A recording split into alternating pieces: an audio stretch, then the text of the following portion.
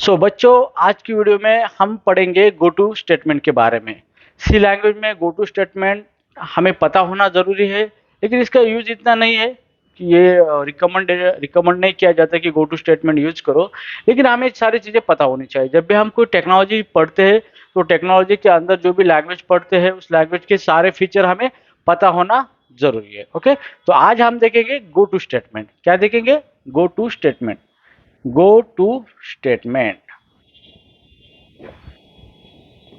Okay, तो go to statement क्या होता है? यहाँ पे हम लिखेंगे what is go to statement. What is go to statement. Okay, so go to statement के बारे में अगर हमें पूछा जाता है what is go to statement, तो उसे ये कहते हैं go to is a statement that is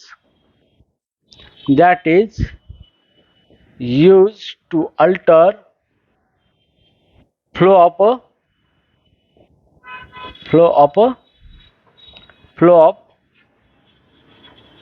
program execution। ओके, तो ये इसका स्टैंडर्ड डेफिनेशन है। गो टू स्टेटमेंट एक स्टेटमेंट होता है जो कि प्रोग्राम का फ्लो क्या कर सकते हैं, हम उससे अल्टर कर सकते हैं। इसका मतलब क्या है कि नॉर्मली जो हमारा प्रोग्राम फ्लो है, प्रोग्राम एग्जीक्यूशन फ्लो है, उसको हम अल्टर करेंगे, मीन्स उसको चेंज करेंगे, हमारे हिसाब से उसको एग्जीक्यूट करेंगे। तो इसी के लिए हम क्या यूज करते हैं? गो टू स्टेटमेंट यूज करते हैं। तो गो टू स्टेटमेंट इस सेलेक्ट कंट्रोल फ्लो स्टेटमेंट में आता है। कंट्रोल फ्लो स्टेटमेंट में इफ स्टेटमेंट आता है, इफ एल्स स्टेटमेंट आता है, नेस्टेड इफ एल्स स्टेटमेंट आता है, इफ एल्स लैडर आता है, और स्विच स्टेटमेंट आता है, और एक गो टू स्टेटमेंट आता है। ओके, तो कंट्रोल फ्लो में इसका मतलब क्या है कि हम फ्लो को कंट्रोल करते हैं विद ऑफ सम स्टेटमेंट। तो उसी तरह यहाँ पे गो टू जो है एक स्टेटमेंट है। ये क्या करता है कि हमारा जो भी फ्लो है, एग्जीक्यूशन का फ्लो है नॉर्मल, उसको हम क्या करते हैं? अल्टर करते हैं, मीन्स हम हमारे हिसाब से उसको क्या करते हैं? उसका फ्लो चेंज करते हैं और प्रोग्राम को एग्जीक्यूट कर सकते हैं। ओके, तो इसी को हम क्या बोलते हैं? गो टू स्टेटमेंट बोलते हैं। ठीक है, तो अभी हमें गो टू स्टेटमेंट को इम्प्लीमेंट करना है हमारे प्रोग्राम के अंदर। तो हम उसका सिंटैक्स देखेंगे। सिंटैक्स का मतलब ये होता है कि वो डिफाइन करता है फॉर्मेट एंड रूल्स कि किस तरह से हमें उस चीज को इस्तेमाल करना है। ओके, तो सबसे पहले हम यहाँ पे देखेंगे सिंटैक्स। सो सिंटैक्स में क्या होता है? यहाँ पे सबसे पहले आपको एक लेबल डिफाइन करना पड़ता है, इसी को हम बोलते हैं लेबल। उसके बाद दो कोलन देने हैं। क्या है? लेबल, दो कोलन, और इसके नीचे आप जो कुछ लिखना चाहते हो कोड आप लिख सकते हो। फिर इस लेबल को आपको कॉल करना है, तो यहाँ पे लिखना पड़ेगा गो टू, और यहाँ पे आएगा लेबल। ओके, और यहाँ पे देखो सेमीकोलन है। तो यहाँ पे ध्यान दीजिए, यहाँ पे जो है हमारा लेबल है, और यहाँ पे हम गो टू, हम इस लेबल पे जाएंगे, और यहाँ पे सेमीकोलन है। ओके, तो यहाँ पे देखो ये किस तरह से काम करता है। तो जब सबसे पहले हमें क्या करना है? एक लेबल डिफाइन करना है। लेबल ये जो होता है, ये होता है हमारा आइडेंटिफायर। क्या होता है? ये हमारा आइडेंटिफायर होता है। आइडेंटिफायर, जो भी हमारा लेबल होता है वो एक आइडेंटिफायर होता है। इसका मतलब क्या होता है? ये यूजर डिफाइंड नेम होता है। क्या होता है? यूजर डिफाइंड नेम होता है। User defined name. ओके, जो कि हम खुद का एक नेम देते हैं हमारे प्रोग्राम के अंदर, उसी को हम क्या बोलते हैं? आइडेंटिफायर बोलते हैं। ओके, सो आइडेंटिफायर के कुछ रूल है, उस रूल को फॉलो करके हमें नेम देना है। जैसे कि किसी नेम नंबर से स्टार्ट नहीं होगा, या फिर किसी नेम के अंदर स्पेस नहीं होगा। ओके, तो इस तरीके के जो भी रूल्स होते हो उसे हम बोलते हैं रूल्स ऑफ आइडेंटिफायर बोलते हैं। ओके, तो अगर आपको रूल्स ऑफ आइडेंटिफायर पता नहीं है तो मेरा एक वीडियो आएगा जिसके ऊपर मैं बताऊंगा आइडेंटिफायर क्या होता है, उसके रूल्स क्या होते हैं, किस तरह से वो सारी चीजें बताऊंगा। अभी इस वीडियो में मैं एज्यूम करूंगा कि आपको आइडेंटिफायर पता है और उसके रूल्स पता है, लेकिन इतना ज्यादा कॉम्प्लेक्स नहीं करने का। सिर्फ आइडेंटिफायर का मतलब क्या होता है? It's a user defined name given to the programming entity. तो प्रोग्राम के अंदर जो भी एंटिटी है उसको हम नाम दे रहे हैं, उसी नाम को हम आइडेंटिफायर बोलेंगे। Okay, so go to statement है, सबसे पहले हमें एक लेबल देना पड़ता है। लेबल का मतलब एक आइडेंटिफायर, हम खुद का नेम दे देंगे और उसके आगे लगाएंगे कोलन। क्या लगाएंगे? कोलन। और फिर इसके नीचे हम कुछ भी लिख सकते हैं हमारे प्रोग्रामिंग स्टेटमेंट। सो उसके बाद हम इस लेवल पे हमें जाना है तो हम क्या करेंगे? गो टू स्टेटमेंट का यूज करेंगे। तो यहाँ पे गो टू जो है ये है हमारा कीवर्ड। क्या है हमारा? कीवर्ड। सो गाइस, जब भी बात आती है कीवर्ड की तो आपको एज इट इज इस तरह का वर्ड यूज करना पड़ता है। ओके, उसके बाद है ये जो लेबल। तो यहाँ पे लेबल का मतलब क्या है कि हमें क्या करना है? Go to that label. तो ये जो लेबल है, हम ये हमारा लेबल है ये। जहाँ पे हमने ये लेबल बनाया है। ओके, तो ये हम क्या करेंगे, अगर हम इस लेबल, हमारा कंट्रोल फ्लो है जो एग्जीक्यूशन फ्लो, फिर से यहाँ से आगे चलाना है, तो हम क्या करेंगे, गो टू लेबल करेंगे। जैसे भी गो टू लेबल करेंगे तो ये डायरेक्टली कहाँ पे चला जाएगा, ये लेवल पे।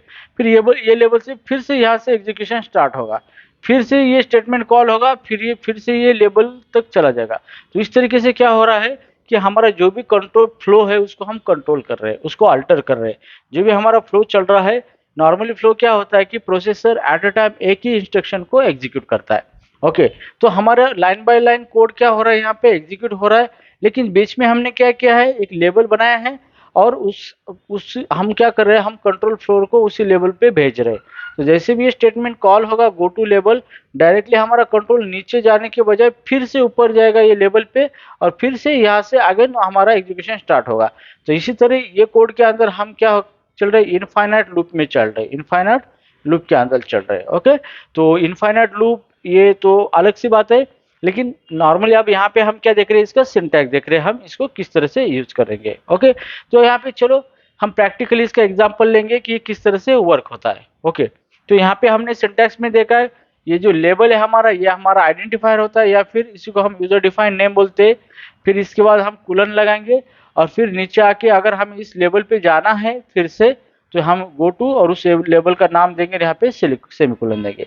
तो इस तरीके से हमें गो टू स्टेटमेंट को लिखना है। ओके, तो चलो अब हम इसका प्रैक्टिकल एग्जांपल देखते हैं। प्रैक्टिकली तो यहाँ पे देखो एग्जांपल में, अभी मेरा सी लैंग्वेज का प्रोग्राम है, जैसे कि इंटीजर मैन, यहाँ पे मैं लिखूंगा मैन, और इसके अंदर मैं कोड करूंगा इसके अंदर। तो यहाँ पे CLR मैं स्क्रीन को क्लियर करूंगा, इसी को हम बोलते हैं क्लियर स्क्रीन। मैं स्क्रीन को पहले क्लियर करके लूंगा, यहाँ पे क्लियर स्क्रीन। ओके, तो अभी मैंने जैसे भी स्क्रीन को क्लियर किया, अभी मुझे क्या करना है, स्क्रीन के ऊपर एक मैसेज देना है। तो मैं यहाँ पे एक लेबल बनाऊंगा, यहाँ पे मैसेज, मैंने एक लेबल बनाया मैसेज, और यहाँ पे दे दिया कुलर, और यहाँ पे मैं लिखूंगा printf welcome, welcome in C. Okay, तो सिंपल सा मैंने क्या किया, एक प्रिंट एफ स्टेटमेंट लिया है, उसके आगे एक लेबल लिया है। ओके, फिर ये इसको हम लेबल बोलते हैं, यहाँ पे फिर मैसेज दिया है मैंने प्रिंट एफ फंक्शन में वेलकम इन सी। और उसके बाद मैं क्या करूंगा, यहाँ पे लिखूंगा गो टू, और मुझे कहाँ पे कंट्रोल को भेजना है, ये मैसेज पे भेजना है, ये हमारा लेबल है। तो मैं यहाँ पे लिखूंगा मैसेज, और यहाँ पे लिखूंगा सेमीकोलन। ओके, तो ये मेरा सिंपल सा प्रोग्राम हो चुका है। और नीचे मैं लिखूंगा यहाँ पे गेट सी एच, मेरे स्क्रीन को होल्ड करने के लिए, और ये function main function return integer करेगा, तो मैं ऑपरेटिंग सिस्टम को रिटर्न करूंगा 0।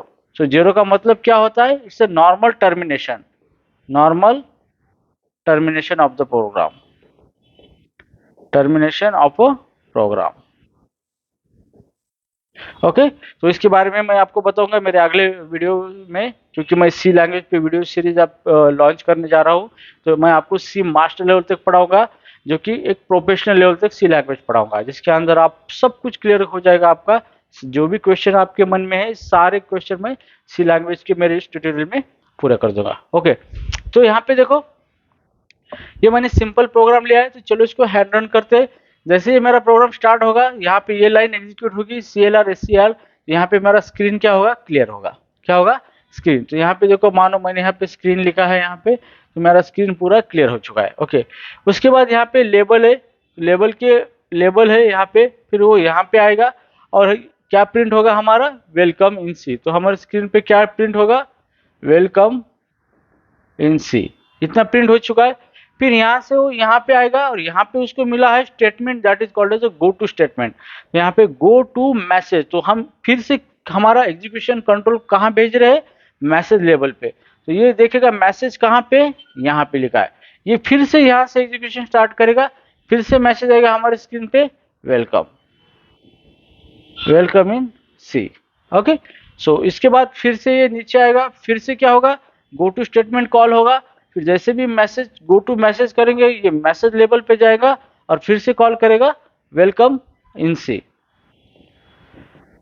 वेलकम इन सी। तो इस तरीके से क्या होगा, ये हमारा टास्क जो है ये कंप्लीटली किस इनफाइनाइट चला जाएगा। कैसे चलेगा, इनफाइनाइट, इनफाइनाइट। तो इसी को हम बोलते हैं infinite loop.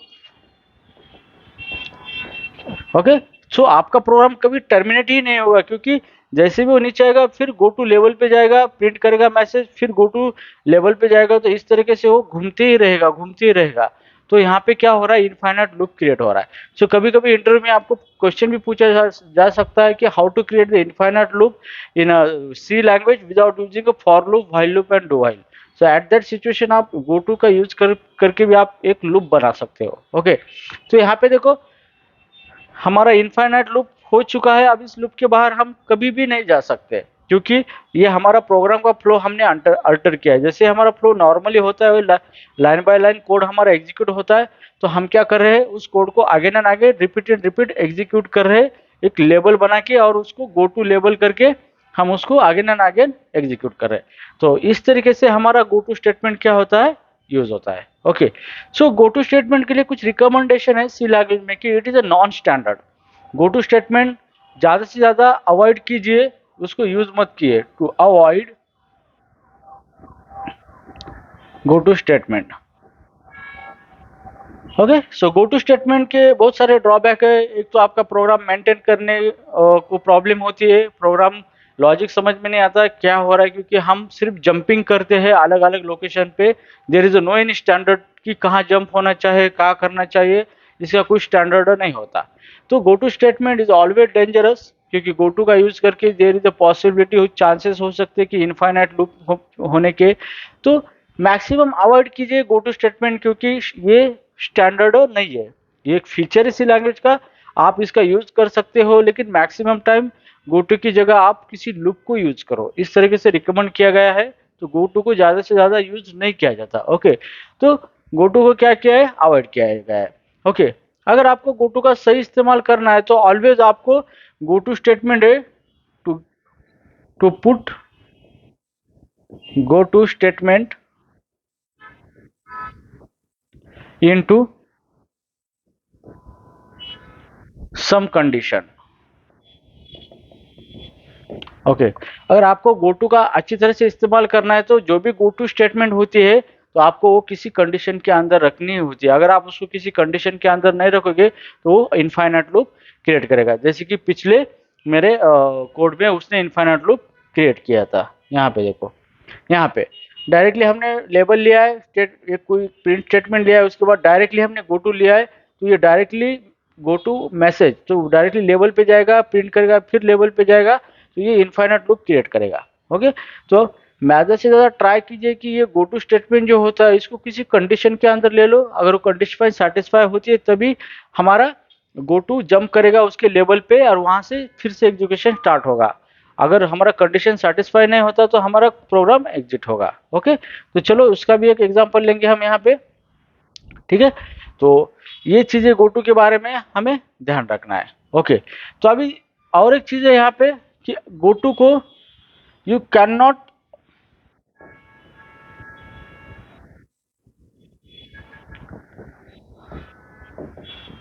Use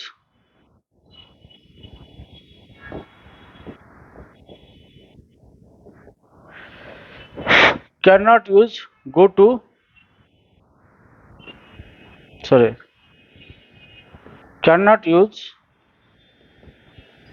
label in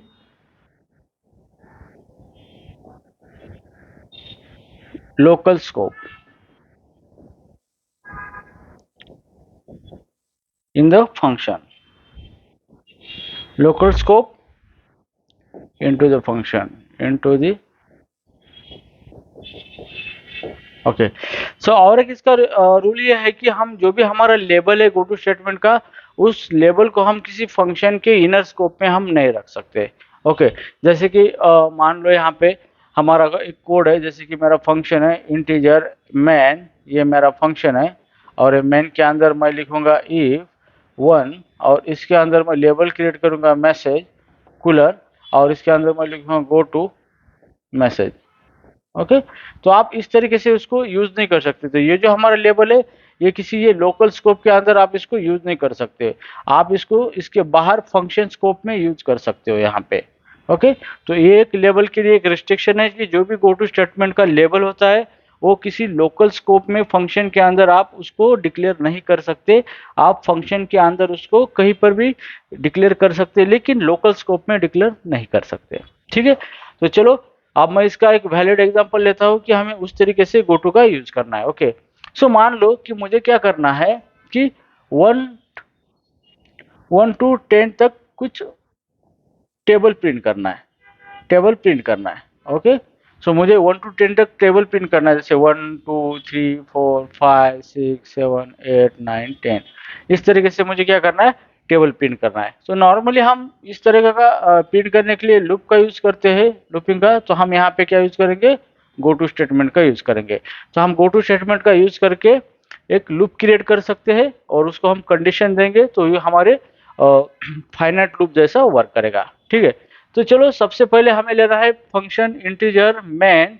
यह हमारा फंक्शन है मैन, यहाँ पे ओपन क्लोज कर ले ब्रैकेट। अभी मुझे वेरिएबल डिक्लेयर करेंगे इंटीजर x इक्वल टू 1।